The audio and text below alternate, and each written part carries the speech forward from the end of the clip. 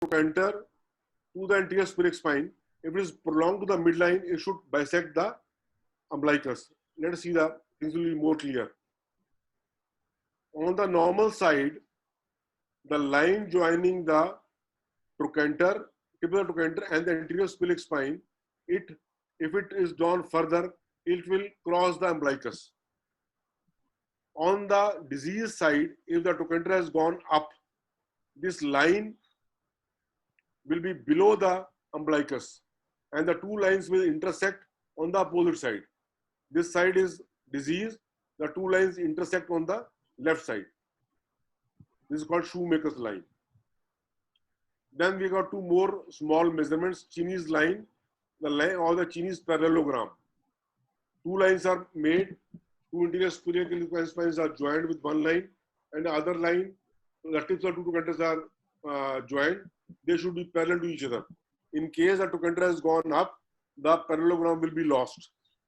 Morris bitrochanteric test is the distance between the pubic symphysis and trochanter, which will be measured with the help of better with the help of a vernier caliper.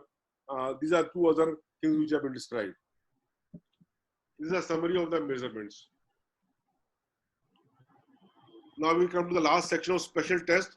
I have shown you already the Trendelenburg sign, which is one of the special tests. Then Bosco sign of Narath.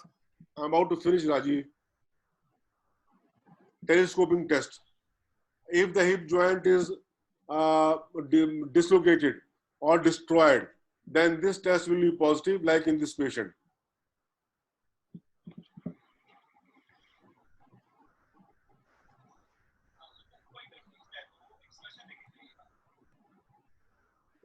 This patient has CDH. Now, this is the last important point. If you want to measure the amount of femoral anteversion, this is how you can measure. The patient is lying prone with the hip and the knee flexed. One hand is on the trochanter, other hand holds the ankle and tries to find out the position in which the trochanter is most prominent. Stop at that point and measure the angle which long axis of tibia makes with the vertical. This is the angle of anteversion. This is a small test to know for the rectus femoris contracture. If the patient has got a rectus femoris contracture, once you flex the knee acutely, the pelvis moves up. I think this is the last slide. Ober's test. If the patient has got a tensor fascial and a contracture, the patient is lying on one side. You abduct the hip, extend it, and then leave it. Normally should fall down. If there is a contracture, it is held up. I think this will cover everything, and I hope things have been clear. This is a summary of the special test. Before you finish, must do a per rectal examination, or at least tell the examiner you intended to do a per rectal examination, and examine the lymph nodes, examine the contralateral hip, knee, and the spine before you conclude. Thank you so much. Thank you, sir. Yeah, thank you, sir. Excellent presentation. I think it was a comprehensive hip examination. So now we have few questions. I would like Mainak and Sabyasachi Arnav to throw those questions from channels, different YouTube channels. So there was some problem in YouTube, sir. So we have recorded the whole meeting and we will upload it in evening also. So Mainak, sir, please unshare your screen. Okay. Stop sharing it in the upper part. Yes. Are you talking to me? Yeah, no, sir. Stop sharing. There is a stop sharing option. Stop share. Okay. Yeah, now it's good. Yes.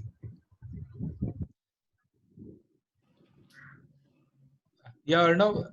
Yeah, there is a question that is there any correlation between shortening of the limb and the coronal plane deformity?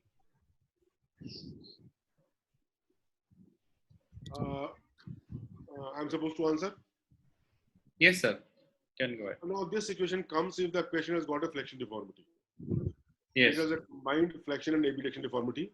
The limb length will be acutely short. The examinee is supposed to keep the normal limb in the same position and then measure for the two length. It will have a bearing. Okay. Mainak, you can start. Hello. Yes. Yeah, Mainak, you are audible. Yes. So there is a question: how to palpate the ischial tuberosity and its importance? I think ischial tuberosity, the best way to palpate is that ask the patient to lie on one side, and then one side flex the hip. In that situation, you'll be able to feel the ischial tuberosity very nicely. If the patient has got a diseased hip, he is not able to bend the hip. In that situation, you have to gently palpate the gluteal area and try to find out the most prominent bony point. Otherwise, the best way is to make the hip patient lie on side, flex the hip, and palpate for the ischial tuberosity. Okay, And sir. importance we know. I have already described the Nelton's line and the other lines. It does have importance.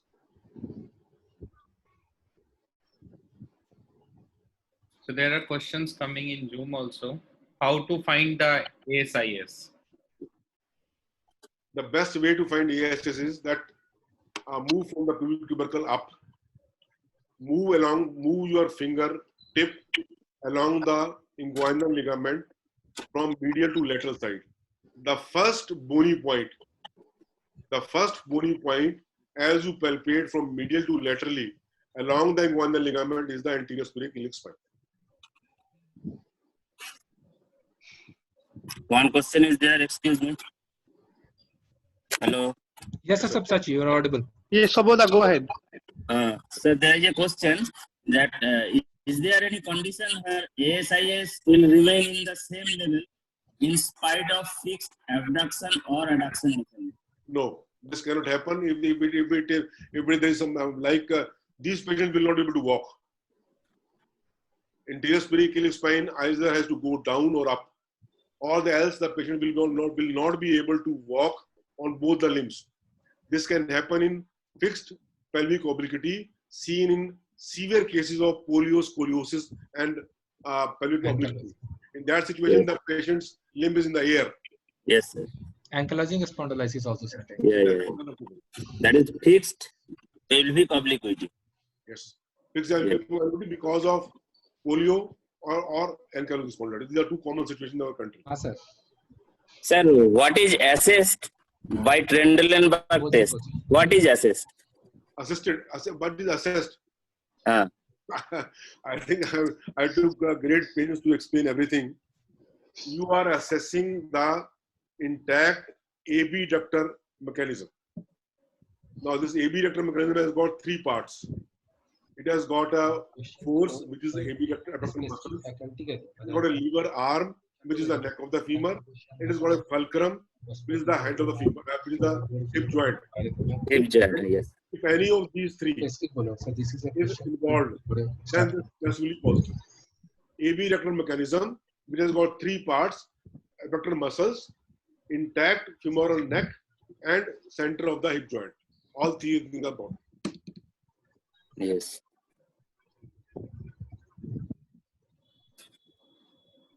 Yes, Mainak. Unmute yourself. Mainak, unmute yourself. Yes. Unmute. Oh, yes. Yeah. Am I audible now? Yes. Okay, this is a question for Professor Pashupati, sir. How to elicit power of the iliopsoas muscle? Okay. First, you have to understand that iliopsoas is a very strong muscle. Okay, right? And the basic function of iliopsoas is the flexion of the hip joint. Okay.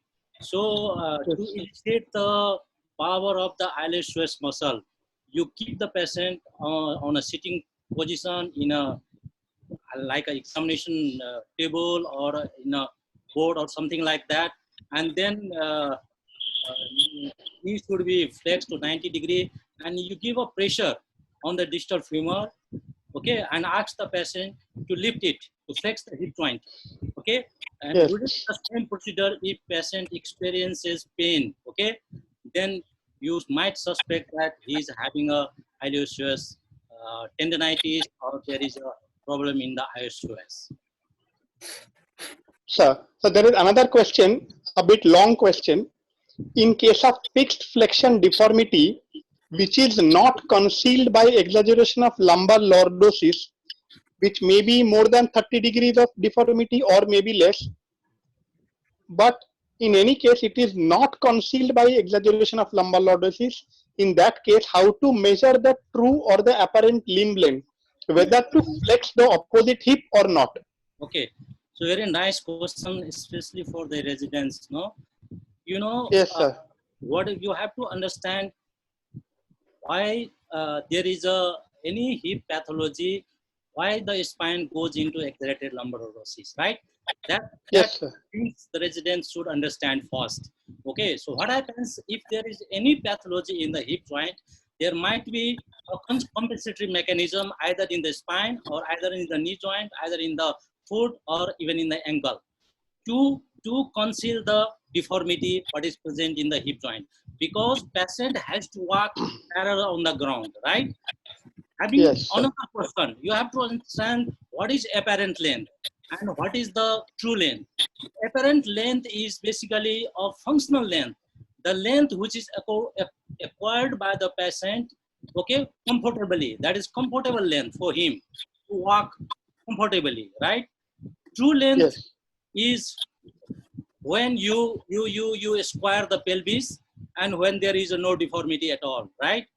So true apparent length, the prerequisite to measure the apparent length is the both limbs should be parallel and in parallel with the trunk, but without without correcting any deformity. Okay, and you take a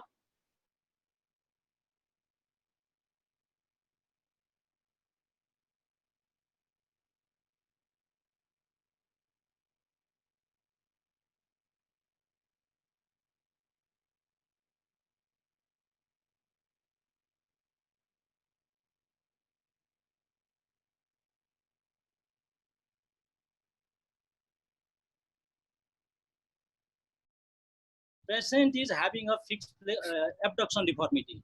So abduct further till the both anterosuperior spine comes in the same horizontal plane. Okay. If patient is having a fixed adduction deformity, so you further adduct the affected limb till the both anterosuperior spine comes in the same level. Once you square the pelvis, then you can measure from the anterosuperior spine any fixed point to the middle malleus. Regarding, you have to keep the normal limb also in an identical position. It means the affected limb is having a fixed flexion deformity of 40 degree. You have to bring the normal limb in an identical position. In other words, some people say the mirror image. Mirror image has to be created. Okay. Yes, sir. If there is a fixed flexion deformity which is revealed, then will the normal hip needs to be flexed also? Yeah. That I said, you must bring the normal limb also in identical position. Without identical position, you cannot measure the true length. Professor Kapoor, sir, you want to add anything? I think he has explained nicely. Yes, sir. Yeah, Manak. Yes. One question for Professor Masood, sir. How to measure the fixed flexion deformity in bilateral hip pathology? I have shown two methods. First, I would like to give thanks to WB it's a great honor for me and privilege to be a participant here and a faculty here.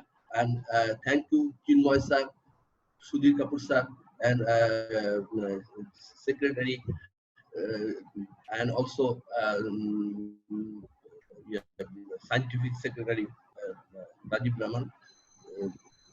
So the question is, if there is bilateral fixed flexion deformity, in that case, usually we do in prone position. We keep the patient in prone position in the examining table and dangling the both lower limb. And after dangling the lower limb, suppose I would like to measure the angle of right lower limb. So I gradually, first in case of dangling the limb, there will be no lumbar lordosis. But when I gradually elevate one limb, like right lower limb, then when the lumbar lordosis will appear, this is the angle. This is the angle of the fixed flexion deformity of right limb. Similarly, when I will do for left lower limb, I will just elevate the left thigh and limb gradually upwards, and when there will be appearance of the lumbar lordosis, this is the angle. We will measure it by goniometer, how much angle it is. So by this way, we can measure the angle, fixed flexion deformity angle. Yes, Mainak.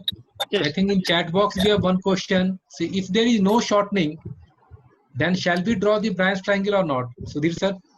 You have to confirm there is no shortening. How you confirm unless you draw the branch point? Your impression and the answer, yeah. You have to draw the. I mean, how you prove there is no shortening? So if it's a hip examination, you should draw. You should. No. You have to draw the branch triangle. Sir, one Mainak? question is there. Hello. Yeah, Shabisa ji. Yeah. Sir, why we assess the rotation of the hip in different positions? Yeah, you are talking about the deformity or the movement or movement? Deformity. Movement, sir. Rotation of the hip in different positions. That is extension. There are two ways of doing Why it. we assess that? One is in extension and one is in flexion. Both ways are described. Yeah. Range of movement is also different in the two.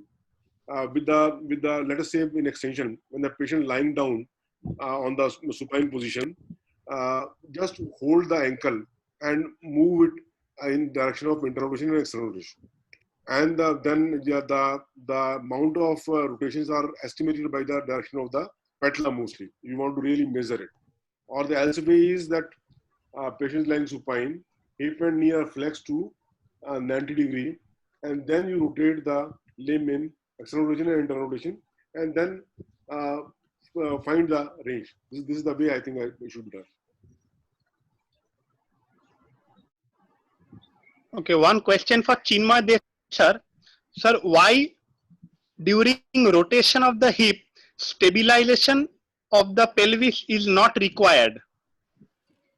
In all the cases, that is the flexion and abduction, reduction, while you go on moving passively moving the hip joint, sometimes you can overdo and you cannot identify when you are overdoing and going beyond the movement of the hip joint and moving the pelvis. But in case of rotation, if you overdo, you can see the pelvis is rotating in front of your eyes. So you stop then. That is why pelvis here, it is always visible if you overdo. So it is not required for stabilization.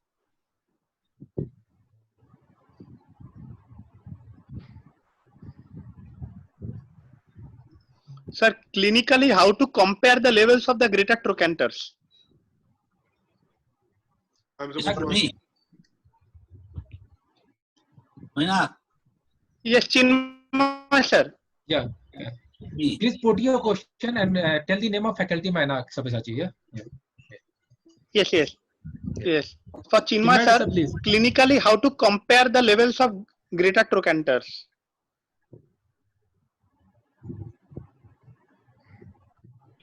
First you palpate the iliac crest, and this is the highest point of the iliac crest, and gradually you come down. You feel the muscles of tissue, and suddenly you feel some bony area, that is the tip of the greater trochanter.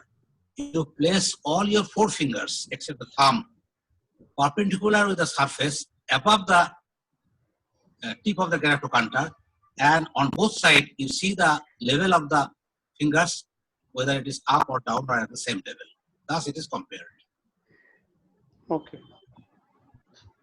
So Bodha, go ahead. Yeah, Mainak, you can ask some more question. Yeah.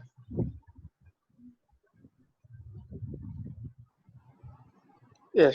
There is one question from a PGT, whether, this is for Sudhir Kapoor sir, whether we can say avascular necrosis in the diagnosis or not. because it is mostly a radiological diagnosis, or whether should we simply say secondary osteoarthritis? There is some confusion. I understand what is the confusion. Sir, whether avascular necrosis can be mentioned as a provisional diagnosis? Usually when the patient is given the exam, patient would have pain and restriction of movements. A painful restriction of movements is arthritis. All of us know this. Painful restriction of movements.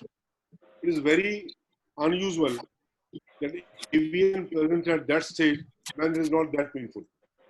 That is why the confusion arises. If the patient is presenting with and you have found in the examination a painful restriction of movements, it is better to say arthritis. Then once you are discussing the likelihood of diagnosis in the particular patient, if the patient is given a history of alcoholism or cigar intake, then definitely it points towards AVN. So better would be to say, I am talking of a painful, the patient who has been given to you is a painful restriction of hip joint.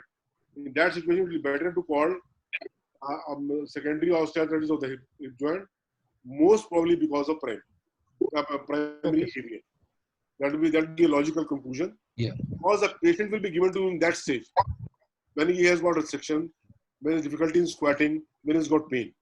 It is better to say secondary osteoarthritis, but since you have taken the history, you know that patient has history of steroid, or there is a likely you have ruled out any other cause, then you say most likely etiology, probably AVN. I think that is a better way of putting it. Okay, one question for Pashupati sir.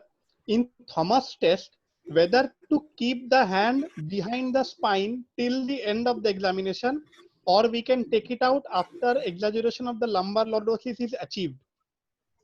A very good question from the point of residents. Most of the time, our residents, they confuse with this. And there are different teachings by different teachers, right? So what I feel, why you put a finger, why would you put a hand behind the back? At least first we have to understand that. Okay. So reason for putting the hand behind the back is you keep flexing the normal hip till it touches your back of the hand. It means that you have whatever the compensation that has occurred in the spine is obliterated in terms of exaggerated lumbar lordosis. So what I feel, and also I teach my residents to keep the hand behind the back continuously. At the same time, you look at the affected or diseased hip, how much the flexion is having, and little bit push it down. Okay.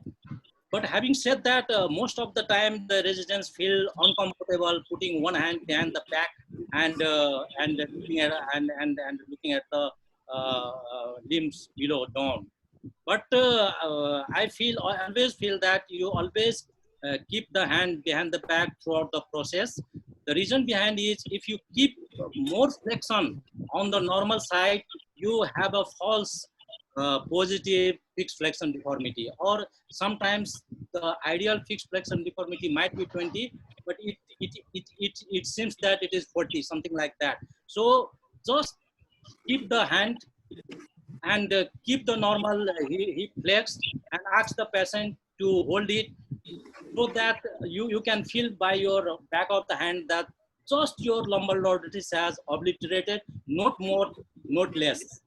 That's the we teach the residents. And yes, of course, we always keep the hand behind the back. Okay.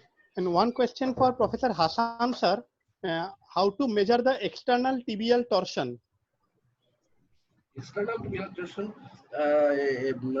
most easy method is the patient will sit on a tool and keep their legs dangling, and then you have to measure two things. One is the coronal plane of the tibia, and another is the axis of the medial malleolus and lateral malleolus.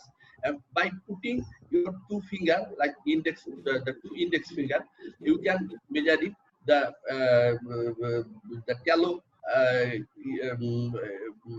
the talar angle. That means the medial, the axis passing through the medial and lateral malleolus. And this is one plane, and another plane is the coronal plane of the tibia. And measure these two plane and calculate this by goniometer. How much is the angle? This is the tibial torsion. Okay. Hello. Yes, Sabodha, go ahead. One more question to Dr. Pasupati Chaudhary, sir. Hello. Yes, you are audible. Yeah. Sir, how will you differentiate between a referred pen and radiating pen? Okay. So we have to define what is referred pen first. Okay, most of the time referred pen is considered as a pen which shares their immunologically the same somites. Like the gallbladder pen can be referred to the tip of the shoulder. It means that the immunologically the two sides has shared the same somites. That is the referred pain. Okay, but you said another pain is radiating pain. Okay, radiating Yes, pain most of the time you can see in like in a spine. Okay, lumbar disc Yes. herniation, for example. That classical presentation is low back pain, which is radiating to the buttock, to the posterior aspect of the thigh, to the calf, and sometimes to the foot also. That is because you share the same nerve roots. The nerve roots that is there, for example, the sciatic nerve, they share the same supply, nerve root supply. That is the radiation. But referred pain is a different ball game because it is not a sharing of the same nerve supply. It is simply they share the same somites or they develop from the same somites. That is. Yes. Desai, would you add something else? Professor Chinmoy Desai? Yeah. In referred pain, at the site of primary site and the in there is continuity. But in radiating pain, it is continuous, starting from the perineal area to the area of explained. It is the continuous because it is the fiber. And referred pain, as Dr. Kusujal explained, it is to different supply, but having the same root type, different supply. Here is continuous. In referred pain, there is no continuity, and radiating pain, there is continuity there. Yes, I think it is clear. Yes. Sir, to Professor Sunil Kapoor, sir, so there are so many lines to draw in hip examination. So the PGTs wants to know which lines are must to be drawn in the examination. Have to mark. Meltons and shoemaker. Must. Meltons and shoemaker are must. Okay, sir. And so if the hip is not able to flex up to 90 degree, do they still draw the Meltons? I mean, actually, then the examinee has to convey to the examiner that I didn't draw the lattice line because the hip cannot be flexed to 90 degree. Or else, whatever flexion is possible, till 10 degree he can put the line and do the same thing on the normal hip also. Okay. Basically, he has to convey to the examiner that I did think of this line. There is a basic idea. Okay. Okay. Mainak, any more question? Another question for Professor Kapoor. Is it necessary to place the normal limb in same position before true length measurement in cases of rotational malalignment? If there is rotation, I think by definition it is advisable to keep the other limb also, and it is very difficult to imagine a situation where the patient has gone a pure rotational deformity and nothing else. It doesn't happen clinically, and it is a better idea to keep both the limbs in identical position. Sir, some of the PGTs want to know from you how you measure the fixed rotational deformities. That process they want to know. I am supposed to answer. Yes, sir. Yes, sir. Please. Yes. Let us say that the right lower limb is in internal rotation. In that situation, the patella will also be pointing inwards. In the inward pointing position of patella, we draw two lines. One line is towards the center of patella in the direction of the patella. Other line is from center of the patella to the roof, perpendicular. Two lines from the patella center. One line, these are imaginary lines, you can't draw on the body. These are imaginary line, you can keep a goniometer in the direction. One line is in the direction of the pointing of patella. Other line is from center of patella, perpendicular to the roof. This is an imaginary line. So the angle between these two lines will be the angle of rotation. Okay.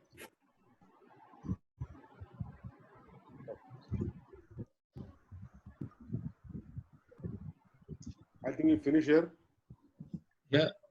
Mainak, is there any question?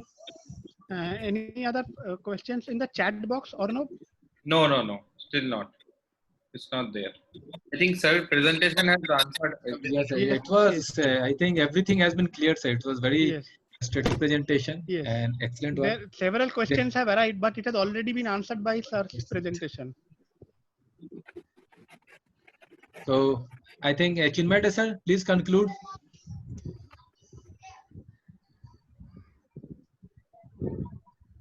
Unmute yourself, sir. Sir, unmute yourself, sir. So, it is a very nice presentation, and anything unclear in the first session of hip examination, it is cleared now. Almost all the possible questions on the earth cleared, and probably the PGT who have attended both the modules is master of the hip examination. And thank you, Professor Sudhir Kapoor. He has nicely presented hip examination, and also Professor Chaudhary and Professor Masood for their additional knowledge sharing. So I think regarding hip, at least everything is clear. So again, I thank all those faculties here with us. They are honored. Thank you. One thing I just want to inform the examinees. First, thanks for your appreciation. The book is out. Yes, the sir. book has got a presentation which only person who can purchase the book can see. It has got explanation for each and every slide. I was explaining the slides myself, but the presentation which will be loaded on the net with the book will have explanation of each and every video shown. That will be a little more elaborate. Thank you, sir. We are waiting for the spine one edition was excellent. I think hip will be also a big hit in India and abroad also. I am coming out with the second edition of the hip spine shortly. Yeah, all right, sir. Okay. Thank you, Sudhir Kapoor, sir, our national faculty, Dr. Pasupati Chaudhary, Dr. Hassan Masood, our international faculty, our web coordinator Arnav, who has managed everything very nicely today in spite of so many hitches. Our moderator, Dr. Mainak, and Dr. Sabyasachi, who have conducted the question. And sir, we will telecast it on YouTube also for PGTs of SAARC country by evening after editing, sub editing, and I will share link to Dr. Pasupati Chaudhary and Dr. Hassan Masood so that you can share with your PGTs also, sir. So thank you so much, sir. We will end this meeting now. Stay safe, stay well, sir. Thank you, sir. Thank you, Dr. Asif. Thank you very much.